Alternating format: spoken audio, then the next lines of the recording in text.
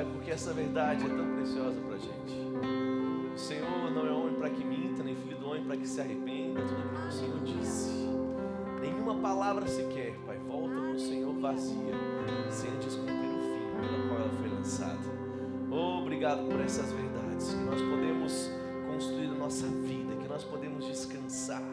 Como é bom servir o Senhor, Pai. Obrigado por tudo isso, em nome de Jesus. Amém. Amém, querido. Glória a Deus. Pode sentar no seu lugar.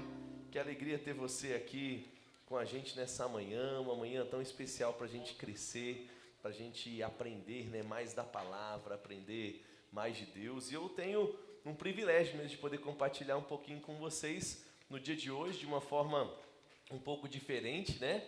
Não tão em caráter de pregação, mas em um caráter um pouco mais de ensino, né? E a gente sabe que isso é tão importante porque Jesus, o nosso Salvador, a Bíblia diz que Ele viveu a sua vida pregando, ensinando e curando. E nós vamos ver que a maior parte do ministério de Jesus, diferente daquilo que muita gente acredita, Ele não passou curando pessoas, mas Ele passou ensinando a palavra. Jesus, Ele era um grande mestre, reconhecido pelas pessoas. Por quê? Porque existe um poder, querido, no ensino da palavra. É essa palavra que nos liberta, é essa palavra que nos transforma. João 8,32, ele diz: conhecereis a verdade, e a verdade vos libertará. Ou seja, é importante, se nós queremos viver livres, de fato, conhecemos a verdade da palavra de Deus. E não tem como conhecer a verdade da palavra se não for estudando. É por isso que, se você, querido, quer crescer na palavra, você tem que fazer a escola. Às vezes você fala assim: pastor, mas eu já fiz o rema. Querido, se você consegue remanejar a sua agenda, vem e faz também a escola bíblica, né? Quero parabenizar a Madá, né? Porque além dela ser graduada no rema, ela fez a escola. Dá uma salva de palmas para a Madá aí, gente, né? E ela, né, mostra o quanto ela quer de Deus, o quanto ela quer aprender. Então, se você quer estar nessa também, pastor, mas eu estou sem dinheiro. Vamos falar uma coisa para você: Deus não tem problema de dinheiro. E se Deus não tem problema de dinheiro, a gente também não tem. Amém? Porque nenhum problema, querido, que Deus, né, se Deus não tem problema de um determinado tipo, esse problema também não pode estar sobre a nossa vida. Então, hoje a gente vai falar um pouquinho, né, o pessoal vai me ajudar ali com o slide, você pode ir passando e eu vou dando um joinha aí. Quem é que vai me ajudar? É a Bruninho, o Teteu. E a gente vai falar um pouquinho sobre a história da redenção, né? Nós temos muitas matérias e eu acredito que todas elas são importantes e elas têm ali o seu quezinho, o seu, né, ponto que é mais gostoso. Mas quando a gente fala sobre a história da redenção, nós estamos falando sobre a história da nossa vida. Porque você sabia que Deus tem um plano para você? Gente, lá em Salmo 139 a Bíblia diz que antes da gente existir, quando nós éramos ainda substância informe, Deus planejou cada um dos nossos dias. Ou seja, nós não estamos aqui nessa terra para viver os nossos planos, mas nós estamos aqui para viver o plano de Deus. E se eu estou aqui para viver o plano de Deus, eu preciso conhecer acerca desse plano. Eu preciso saber o que esse plano diz. E onde é que está escrito o plano de Deus para as nossas vidas? Exatamente no manual que Ele deixou para a gente, na nossa Bíblia. É por isso que você pode dizer comigo assim, diga assim: eu amo a minha Bíblia. Diga: eu amo a palavra de Deus. E quando a gente fala sobre estudar, passa para mim fazendo um favor. A gente chega aqui, né, numa grande questão. E a pergunta é: o que você conhece? Eu tenho certeza que cada um de nós aqui sabe um pouco da Bíblia, não é verdade? Pelo menos completar um versículo você consegue comigo. Se a gente diz assim, ó: o Senhor é o meu pastor, olha aí que você sabe, né? Deus amou o mundo, olha que coisa boa. Então, né, no princípio criou Deus os céus e a terra. Então a gente poderia falar várias coisas, isso já mostra o quanto você conhece. E por que isso é importante? Porque lembra que eu acabei de citar para você João 8,32? A Bíblia diz que se nós queremos viver de uma forma livres e libertos, nós temos que conhecer a verdade. Mas quando a gente fala sobre conhecer a verdade, passa para mim aí, fazendo um favor, para o próximo slide. A gente se depara com algumas situações. E eu quero exemplificar com essa imagem. O que você está vendo aqui na tela? Quem pode me ajudar? Então vamos lá, vou falar 1, 2, 3, você fala bem rápido o que você está vendo. Vamos lá, 1, 2, 3 e... Glória a Deus, então você, né, não está cego, você está vendo um leão. Mas agora eu quero te mostrar uma outra coisa. Passa para mim. Quando você olha do lado de cá, você vê no primeiro momento um leão, mas quando você vê a imagem invertida, o que tem também nessa imagem? Para alguns vai dizer que tem um preá, um hamster, um rato, né, alguma coisa. Olha que interessante. Quantas pessoas na primeira imagem, na hora que olharam, viram só o leão? Deixa eu ver, levanta a mão aí. Quem viu só o leão? Quem aqui viu e já conseguiu ver o leão e o ratinho? Deixa eu ver aí, quem conseguiu ver? Olha que interessante. Pouquíssimas pessoas, na primeira vez que olharam para a imagem, conseguiram ver o todo. Sabe, querido, é mais ou menos assim que funciona quando a gente vai estudando na escola, quando a gente vai estudando a Bíblia. Nós temos, às vezes, uma leitura, um panorama geral. Mas quando a gente se debruça mesmo para estudar, Deus agora começa a revelar o plano dele para a nossa vida, nós começamos a conhecer mais sobre quem Deus é e por consequência começamos a conhecer quem nós somos. Por que é importante estudar, querido? Porque quando eu estudo a Bíblia, eu conheço sobre o Deus de verdade e não o Deus que me contaram. Porque às vezes eu posso, tanto quanto estar sendo afetado pela ignorância, eu posso estar sendo roubado ou afetado negativamente por ensinos errados. Eu lembro que a minha família nunca teve muitos recursos. A minha mãe vendia Yakult. Quem aí já tomava Yakult aí, né? Lactobacilos vivos, você era desse aí, não? Casei xirota. Minha mãe vendia Yakult. O meu pai me fez já fazer tudo que você imaginar. Já vendi sorvete, água de coco, paçoquinha, pão caseiro. Montei móveis da Casa Bahia, pastor. Quando eu tinha 8 anos de idade, ajudando meu tio, a gente já fez de tudo. E a gente não tinha muito recurso. A minha vizinha, a dona Olga, ela tinha muito mais dinheiro que a gente. A filha dela, Celina, trabalhava no Sesc, o marido, o outro filho dela, o Jacó, também tinha as suas formas de ganhar dinheiro, e eles tinham sempre mais recursos. E essa dona Olga, uma senhorinha generosa, ela chegava às vezes para nos abençoar, porque ela falava assim, puxa, eles não têm condição, então eu vou ajudar eles. E ela chegava, irmão, ela fazia aqueles bolos dos mais gostosos. Era aquele bolo de cenoura que você fura com o garfo. Você sabe o que eu estou dizendo? E coloca aquela cobertura de chocolate em cima e entra dentro do bolo. Quem vai comer um bolo desse essa semana aí? Quem vai fazer para dar para alguém um bolo desse essa semana aí? Quem vai comprar para dar de alguém? Meu irmão, não queira só comer não, queira abençoar alguém. Irmão, era isso. Eu lembro de um bolo que ela fazia, irmão, que era um bolo de chocolate, que ela pegava a raspa de coco assim, sabe? Não era comprado, mas ela raspava o coco, era um bolo de prestígio. Quem já comeu esse? Aquele que é molhadinho com leite condensado, sabe que é? Mesmo se você quer comer alguma coisa assim, fala com a Rielma que ela vai fazer exatamente do jeito que você gosta, amém, Rielma? Depois você dá o dízimo na igreja e está tudo certo, não é verdade? Então, irmão, era assim, e eu lembro que ela chegava, o meu pai pegava o bolo e falava assim, obrigado, dona Olga. Ele entrava com o bolo dentro de casa e ele jogava no lixo. Aí você fala assim, Leandro, mas que negócio é esse? Ele jogava o bolo no lixo. O que eu esqueci de te contar aqui, propositalmente, é que a dona Olga, uma das formas dela ganhar dinheiro, é que ela tinha um terreiro. Ela tinha um centro de macumba. E o meu pai, ele chegava e falava assim, eu não vou dar para vocês comerem o bolo, porque eu não sei se ela fez um trabalho.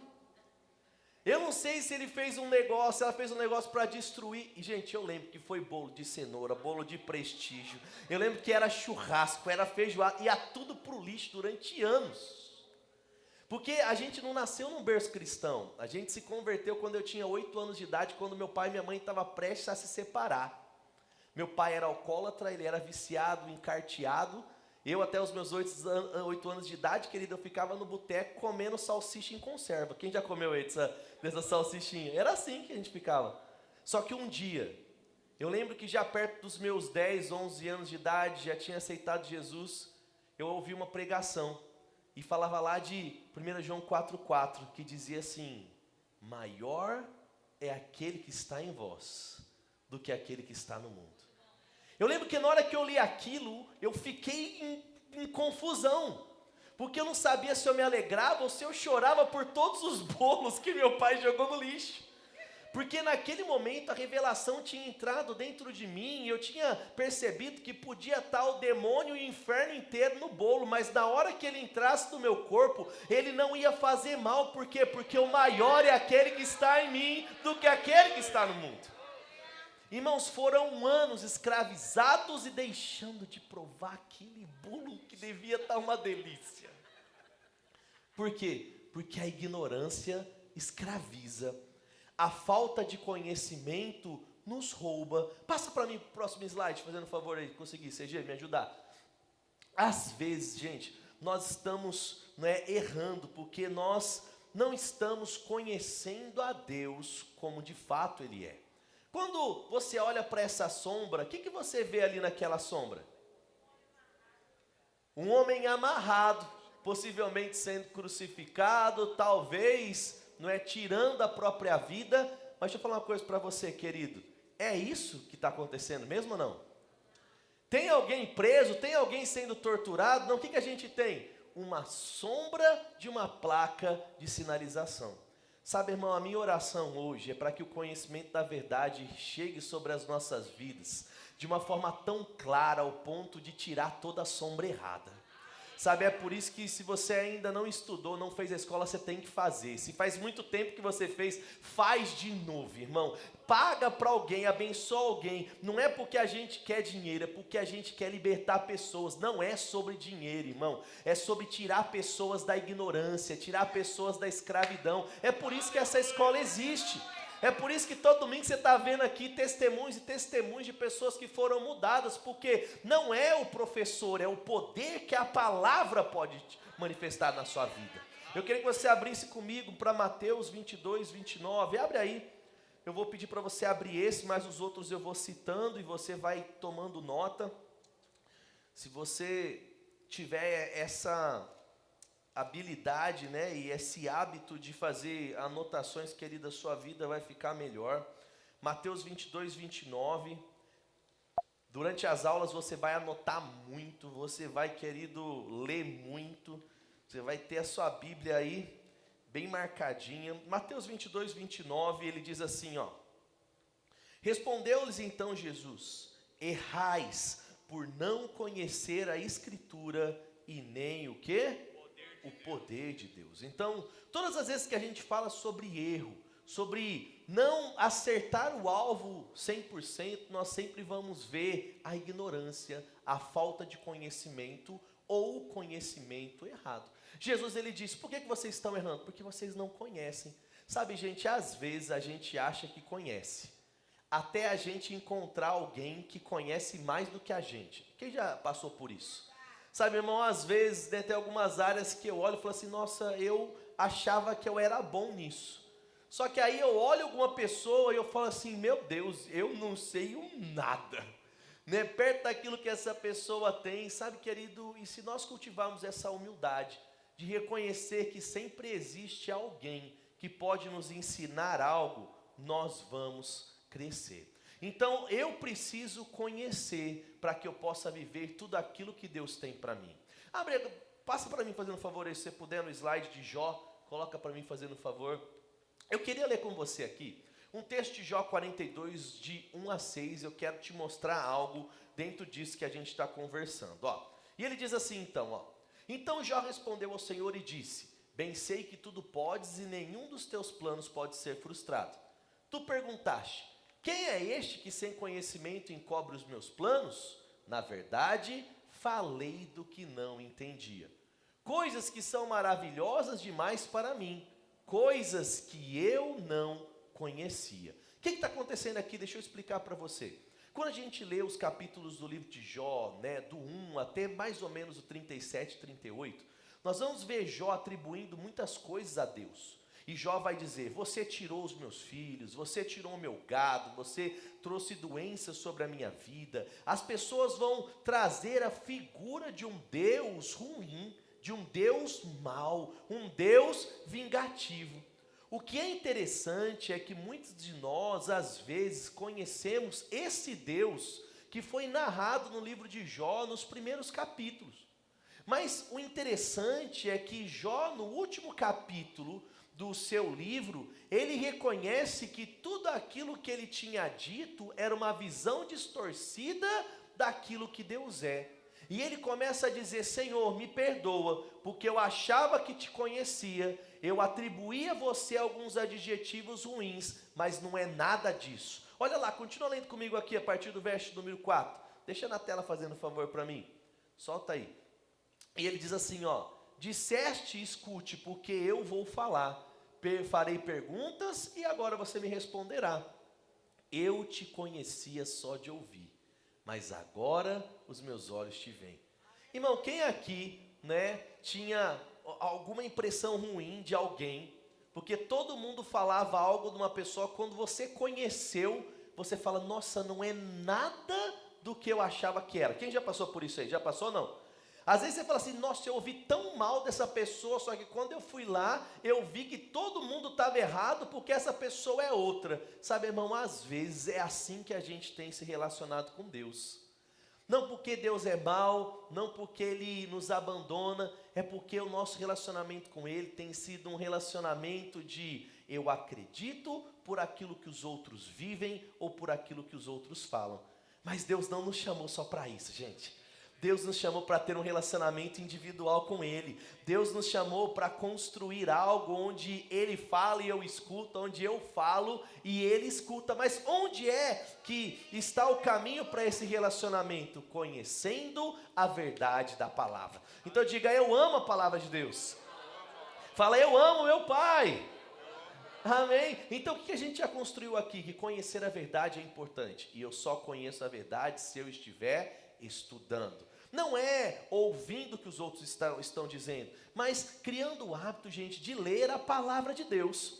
Porque você sabia que muita gente ensina muita coisa errada? Vou perguntar de novo para você. Você sabia que muita gente ensina muita coisa errada?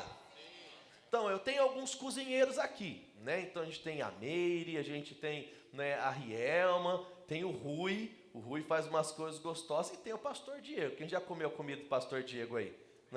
Aí agora eu quero fazer uma pergunta para você, que não é tão bom quanto eles na cozinha, mas arrisca fazer o miojo. A pergunta é: quando você vai fazer macarrão, e você está esquentando a água, o que você coloca na água? O que você coloca, Júlio? Azeite, sal? Quem está no time do Juice aí, coloca azeite e óleo aí, você coloca isso aí ou não? Agora, quem sabe que isso está tudo errado? Aí já vai falar assim: pastor, mas se eu não colocar o óleo na água vai grudar. Não, meu irmão, não vai grudar se você fizer do jeito certo. E você não pode colocar o óleo, por quê? Porque quando você coloca o óleo ou o azeite, ele adere ao macarrão, e quando você coloca o molho não pega no macarrão. Então você só deve colocar sal na água. Se quiser, pode colocar um alhozinho para dar um gosto, mas você não pode colocar óleo nem azeite para cozinhar o seu macarrão. Amém ou não amém aí? Então, se você não sabia, pega essa verdade de graça, E aí faça uma macarronada hoje para testar e chama a gente para comer. Olha, uma boa ideia. Agora eu falo para você, quando uma pessoa foi te ensinar, você acha que ela te ensinou na maldade? Você acha que ela falou assim: eu vou ensinar ele a fazer o macarrão errado para ele fazer errado a vida inteira? Não, ela ensinou daquilo que ela sabia ou conhecia. Às vezes, irmãos, as pessoas nos ensinaram não na maldade, mas na ignorância. E todas as vezes que a gente mantém apenas esse conhecimento como sendo absoluto e não se abre para coisas novas, às vezes nós estamos fazendo aquilo que achamos certo, quando isso na realidade é errado. Quantas vezes a gente fala até alguns versículos da nossa cabeça como se fossem Bíblia, mas não é. Eu quero ler um versículo com você. Passa para mim o próximo slide aí, Bruninho, fazendo um favor. Eu quero mostrar esse versículo aqui para você. E ele diz assim, ó: ele possui as chaves do incognoscível, coisa que ninguém além dele possui. Ele sabe o que há na terra e no mar, e não cai uma folha da árvore sem que ele tenha ciência. Não há um só grão no seio da terra, nada verde ou seco que não esteja registrado no seu livro lúcido. Onde é que está isso? Sexta Surata, versículo 59 do Alcorão. Quantas vezes a gente já ouviu as pessoas dizendo assim: não cai uma folha da árvore se não for da vontade de Deus? Meu irmão, não é na Bíblia que está dizendo isso, é no Alcorão. Não é o nosso Deus, é o Deus do Islã. E a gente está reproduzindo, né? Não, porque o cair é do homem, o levantar é de Deus, né? E a gente está falando algumas coisas, parafraseando alguns versículos como se fossem verdade, quando na realidade não são. É por isso, querido, que eu quero te encorajar a conhecer a verdade. Se você abrir comigo agora a sua Bíblia, vai lá em 1 Timóteo, capítulo de número 4. Por que é tão importante, Leandro, a gente conhecer essa verdade? Para você não ser enganado, para você não errar. Por quê? Porque a internet, gente, é uma bênção, mas ao mesmo tempo a internet é uma maldição. Depende da forma que você usa ou quem você segue, você pode ser uma pessoa triste ou uma pessoa feliz. Dependendo das pessoas que você acompanha no Instagram, sua vida é uma vida para cima ou para baixo. Por quê? Porque tem muita gente que fala asneira, né? É engraçado que quando você chega no Brasil, tem algumas pessoas que falam: não, eu vou lá para os Estados Unidos, porque o youtuber disse que dinheiro nasce em árvore. Quem aqui já encontrou a árvore do dinheiro nos Estados Unidos? Aí você fala assim: irmão, se você achar, manda uma mudinha, né? Para ver se a gente planta e nasce. Mas todo mundo acha que a gente toma café com Mickey todo dia, né? Assim, né? O pessoal fala, né? Quais parques você foi essa semana? Né? E não é qual parque, são quais parques. Eles acham que a gente toma café com Mickey de manhã e vê os fogos do Magic Kingdom todo dia à noite. É mais ou menos isso. Por quê? Porque tem gente que vende esse lifestyle na internet. E não é verdade. Sabe, querido, não só sobre vir para cá, mas coisas sobre família, às vezes coisas sobre a espiritualidade. E aqui em 1 Timóteo 4:1, ele diz assim, ó, se vocês quiserem também colocando ali na tela para ajudar o pessoal, pode fazer, fica na vontade, tá bom? E ele diz assim: o Espírito Santo afirma expressamente que nos últimos dias alguns se desviarão da fé e darão ouvidos a espíritos enganadores e à doutrina de demônios, sobre a influência da hipocrisia de pessoas mentirosas que têm a mente cauterizada. Em 1 Timóteo agora 4, mas no verso 6, ele diz assim: orientando aos irmãos quanto a esses assuntos, serás um bom ministro de Jesus, nutrido pelas palavras da fé e da boa teologia que tem seguido. No verso 7 ele diz: mas rejeita as fábulas profanas e os falatórios insensatos, exercita-te, porém, na piedade. Então, olha que coisa linda. A Bíblia diz que nos últimos dias, e nós estamos vivendo os últimos dias. Você acredita nisso ou não? Quem crê que Jesus está voltando aí? Você acredita ou não? Irmão, nós estamos nos últimos segundos antes do arrebatamento. Nós sabemos que Joel 2,28, ele disse: nos últimos dias derramarei do meu Espírito sobre toda a carne. A gente vê isso acontecendo em Atos 2, o Espírito Santo sendo derramado. Ou seja, se em Atos 2 se cumpriu a promessa do profeta Joel, os últimos dias iniciaram-se em Atos 2. Desde Atos 2 nós já estamos vivendo os últimos dias. Os últimos dias não vieram com a inteligência artificial, irmãos. Eu posso ser ousado o suficiente em dizer que nós estamos vivendo os últimos segundos. O apóstolo Paulo, nas suas declarações, quando ele fala sobre o arrebatamento, ele diz: os mortos ressuscitarão primeiro. Ele vai falar isso em 1 Coríntios 15. E ele diz: nós vivos seremos arrebatados, glorificados. O apóstolo Paulo acreditava que o arrebatamento ia acontecer enquanto ainda ele estivesse vivo. Irmão, se ele já achava que Jesus estava à porta, quanto mais a gente. E se nós estamos nos últimos milésimos de segundos do arrebatamento, esse texto de 1 Timóteo se torna ainda mais verdadeiro. Tem muita gente falando besteira, irmão. Tem muita gente pregando e desconstruindo coisas. Tem muita gente falando sobre um evangelho onde faça o que você quiser. Irmão, deixa eu falar uma coisa para você: não existe salvação sem santidade. Não existe evangelho sem renúncia. Não existe essa vida do vem do jeito que você tá, fica do jeito que você quer, continua falando fino que está tudo bem. O evangelho, meu irmão, tem o poder até de engrossar a sua voz, homem.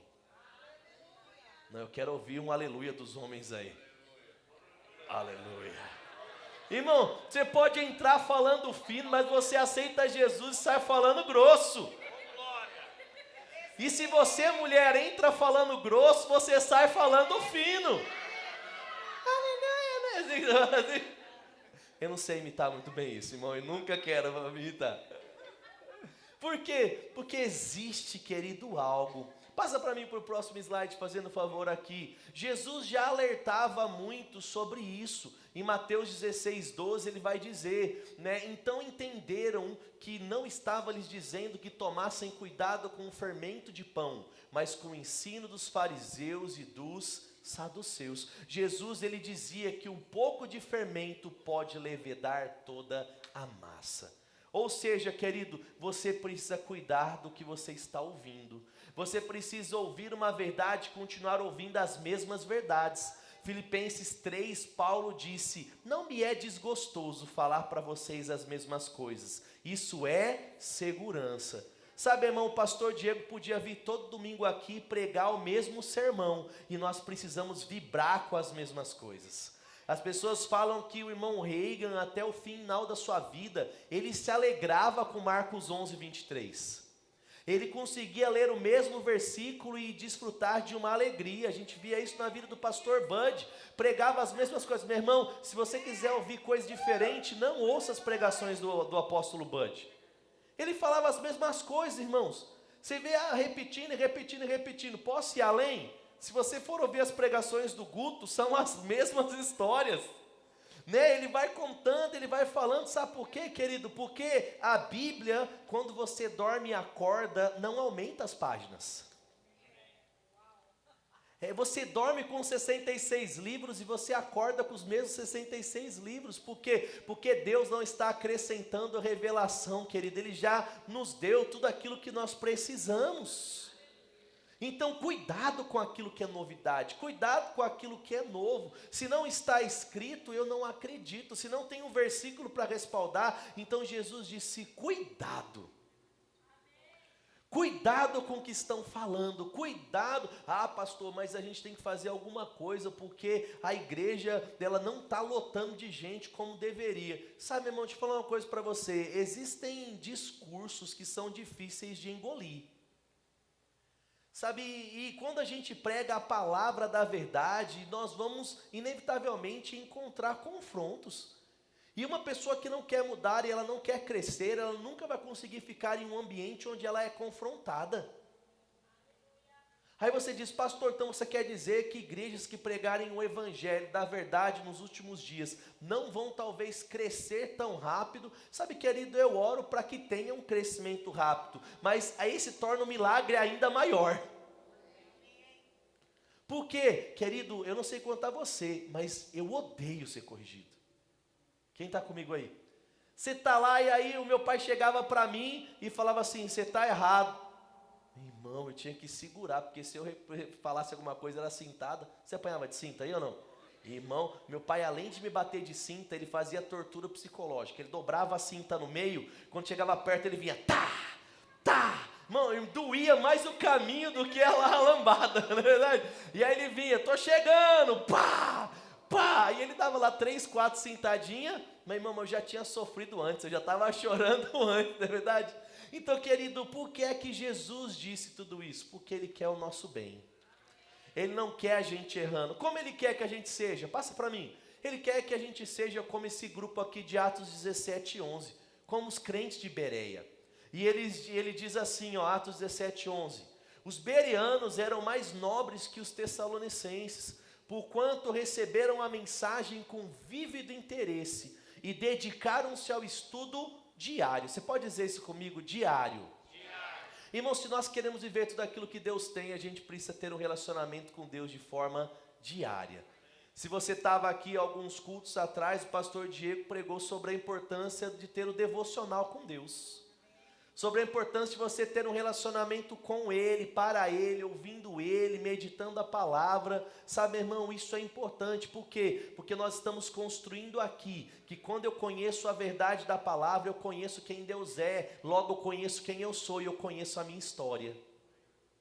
Aí você fala, Leandro, mas não é a história da redenção, é que nós estamos falando sobre uma introdução da história da redenção, mas não tem como a gente falar sobre uma história sem te falar onde encontrar a história verdadeira. Porque em poucos dias de aula é impossível te ensinar tudo, porque na realidade o tudo está aqui. Sabe, querido, é gostoso comer o peixe, mas uma pessoa que ela aprende a pescar, ela agora tem peixe infinito.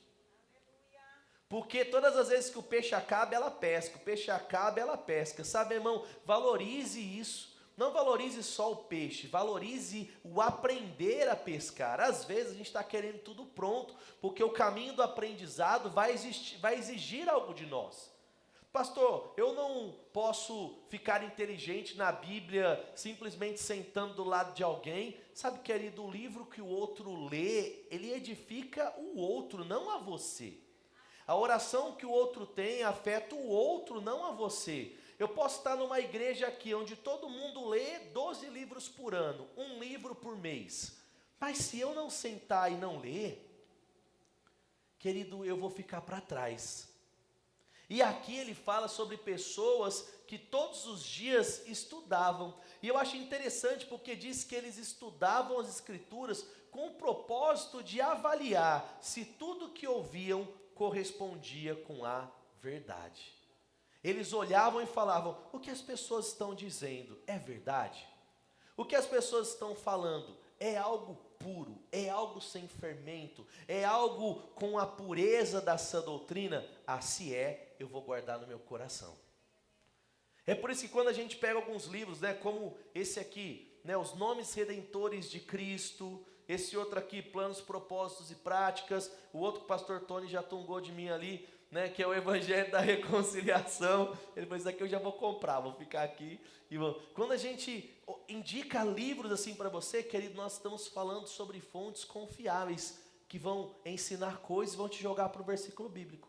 Fala um pouquinho, um versículo, fala um pouquinho, um versículo. Por quê? Porque não é sobre o que eu acho, é sobre o que a Bíblia diz. Eu lembro que quando eu comecei a minha carreira cristã, irmãos, eu tinha algumas expectativas. Eu queria de fato ser um ótimo professor. E eu comecei a estudar sobre muitas coisas. Só que chegou uma hora que eu comecei a perceber que tinha coisas que eu não deveria estudar.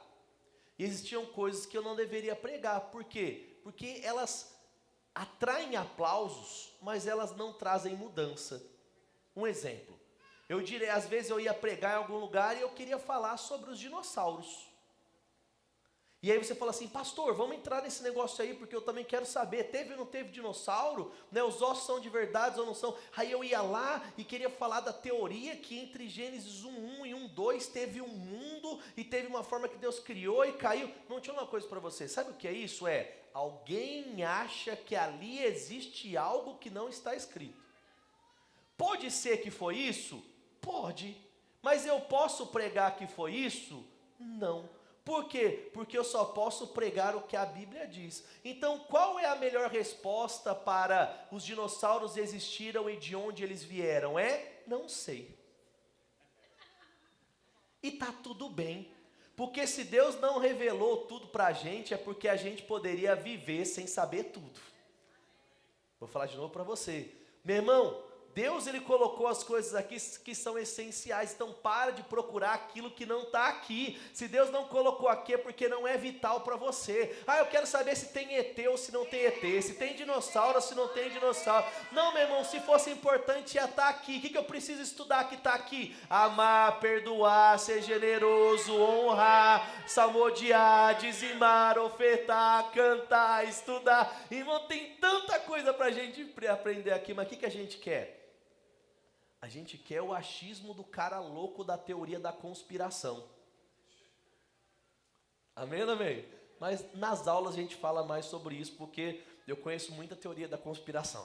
Então, vamos avançar aqui, tem uns caras loucos que eu já ouvi. Então, se eu quero viver tudo aquilo que Deus tem para mim, eu preciso construir uma base sólida. Diga comigo, eu preciso construir uma base sólida. Você pode colocar para mim naquele outro que tem a casa que tem os pneus? Está aí, eu acho que é o anterior.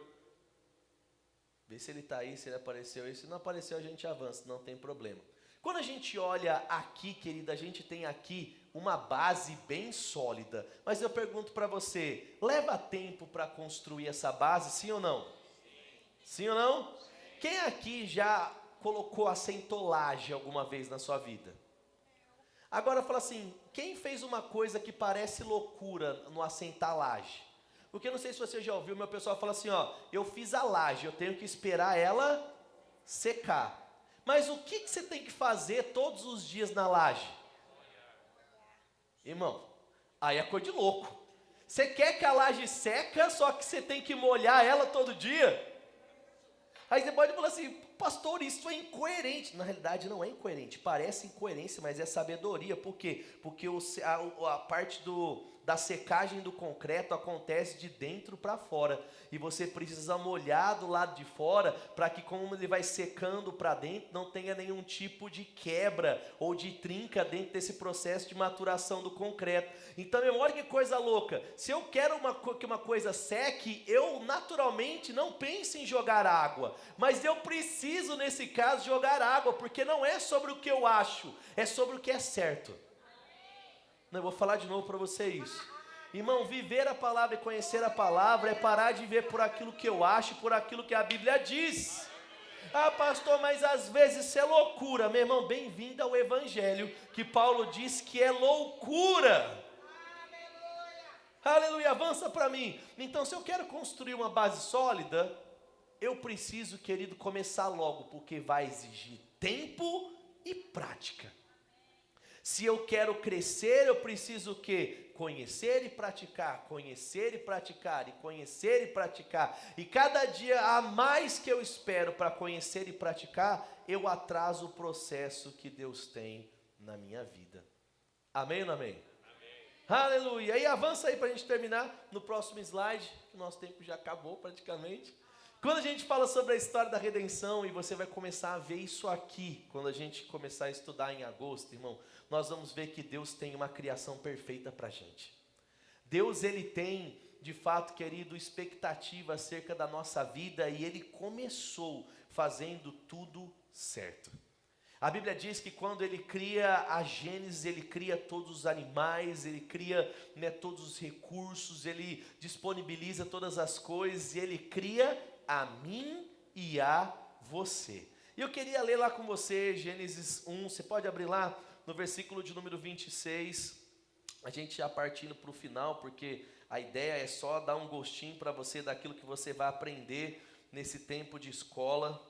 Irmão, essa palavra tem mudado a minha vida, e eu quero que ela mude a sua vida também.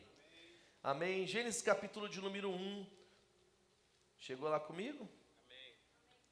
O que eu acho interessante quando a gente lê Gênesis 1, irmão, é que quando você começa a partir do verso 1, a gente vê a Gênese, né, a criação de todas as coisas. E no final da criação de cada das coisas, cada dia, a Bíblia diz, e viu Deus que isso era bom. E a gente vê no primeiro dia, Deus termina e diz que ele viu que era bom. Segundo, terceiro, quarto, quinto dia, todo o final de dia, Deus olha para aquilo que ele cria e a Bíblia diz, e viu Deus que isso era bom. Você vai ver ele falando isso no versículo 10, 12, e aí você vai avançando em cada um dos versículos. Quando ele chega no verso 26, olha que interessante o que está relatando aqui. Diz assim, ó. Também disse Deus, façamos o homem à nossa imagem, conforme a nossa semelhança. Tem ele domínio sobre os peixes do mar, sobre as aves do céu, sobre os animais domésticos, sobre toda a terra e sobre todos os répteis que rastejam sobre a terra. Criou, pois, Deus o homem à sua imagem, a imagem de Deus os criou, homem e mulher os criou. E Deus os abençoou e disse, sede fecundos, ele disse, multiplicai-vos, encham a terra, sujeite, domine sobre os peixes do mar, sobre as aves do céu, sobre tudo que rasteja sobre a terra. E ele continua dizendo, né, eis que vos tenho dado todas as ervas que dão semente, que se acham na superfície da terra, e todas as árvores em que há fruto e que dê semente, e isso será para mantimento. e todos os animais da terra, todas as aves do céu, todos os répteis da terra, em que há fôlego de vida. Toda erva verde lhe será para mantimento, e assim se fez. E no verso 31 ele diz: e viu Deus que tudo quanto fizera, e era o quê? Era o quê? Diga comigo, muito bom. Querido, quando a gente lê Gênesis, fica claro que Deus cria todas as coisas e ele vê que essas coisas eram boas. Mas quando Deus cria o homem, ele diz que o homem era muito bom. E isso já começa a mostrar para a gente que o homem é a coroa da criação de Deus. Você percebe nesses textos que nós lemos do 21, do 26 até o 31, ele falando que o homem foi feito para dominar, para sujeitar, para organizar, para ter todas as coisas. E isso aqui mostra para a gente que Deus não fez você, não fez a mim, não fez ninguém para viver uma vida de derrota, mas uma vida de vitória. A Bíblia vai dizer que os céus são os céus do Senhor lá em Salmos, mas a terra Ele deu aos filhos do homem. Salmos 8 vai dizer que Deus nos fez, pouco menor do que Elohim, e de glória e honra nos coroaste. O que eu estou querendo dizer isso para você aqui, meu irmão? Deus tem uma história para a gente, e essa história não é uma história de coisas pequenas. Deus te fez para prosperar, Deus te fez para crescer, Deus te fez para vencer, Deus te fez para dominar, Deus te fez para sujeitar. Talvez não seja essa história que você está conhecendo ou vivendo até aqui, porque talvez você esteja vivendo ainda a sombra. Talvez você esteja vendo apenas parte da figura. E é por isso que eu quero te encorajar, querido, a partir de hoje, conhecer mais sobre Deus e sobre você. Conhecer sobre a sua história, para que nada se perca. Como o apóstolo Paulo, na sua oração tão famosa, ele diz: Pai, abre os olhos do entendimento, para que eles possam entender qual é a suprema grandeza da herança dos santos. Que eles possam entender a largura, a profundidade, tudo aquilo que está reservado para eles. Irmão, se Paulo orou para que os nossos olhos fossem abertos, é porque talvez estejamos com eles um pouco fechados. Amém? Então, é um pouco disso que a gente vai começar a estudar nessa matéria. Nós vamos ver toda a história do homem, desde a criação, a queda, a redenção, a justificação, as bênçãos, para que você possa viver tudo aquilo que Deus tem para você e nada menos do que isso. Amém?